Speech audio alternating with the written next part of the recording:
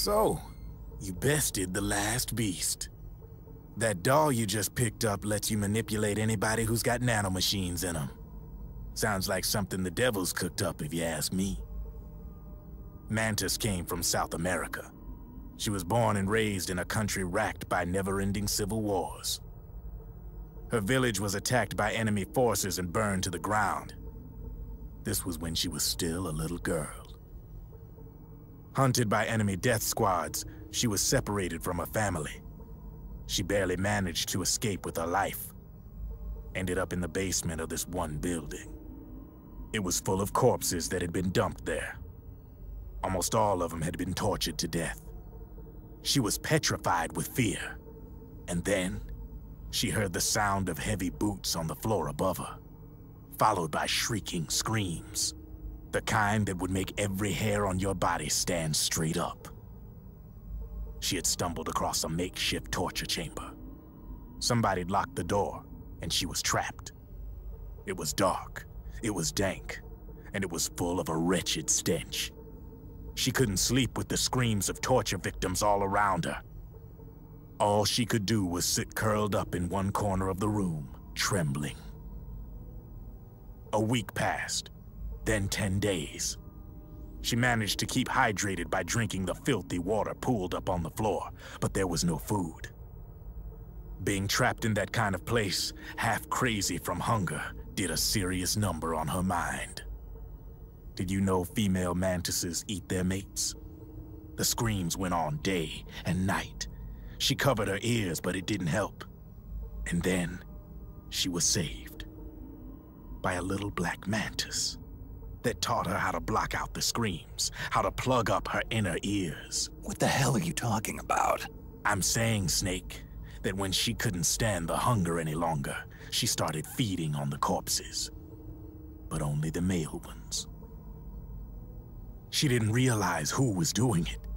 In her mind, it was a female mantis devouring her mates. It was like one big twisted waking dream. There was no mantis, of course. It was all a hallucination.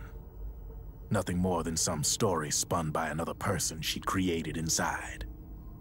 Her unstable mind was what made her so vulnerable.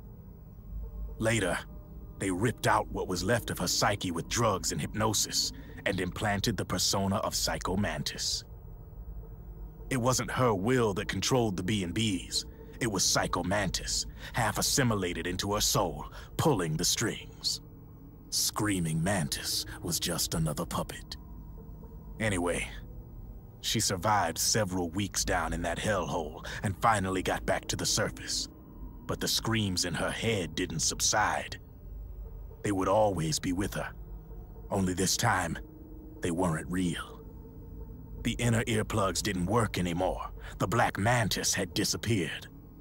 There was no place left to escape. Which is why she was always screaming, to drown out the ones in her own head. But it's over now. You freed Mantis from that dark nightmare. The last of them beasts. You got it, pal. Well, I'm done playing storyteller for a while. Now get going. GW's waiting. And this time, you get to make up the ending.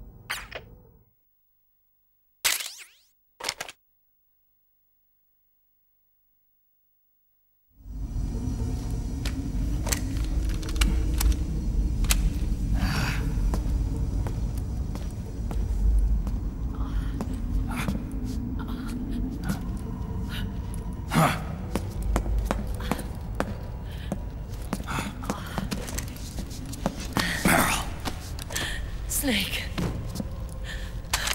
Where's Johnny?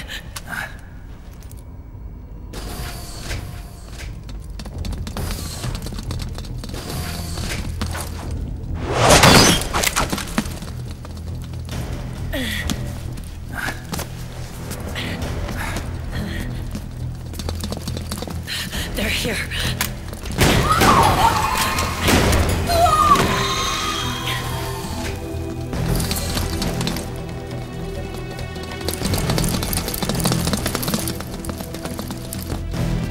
Go on without me. This time, I'll protect you. Go. Destroy DW while there's still time. While I'm still alive. Meryl.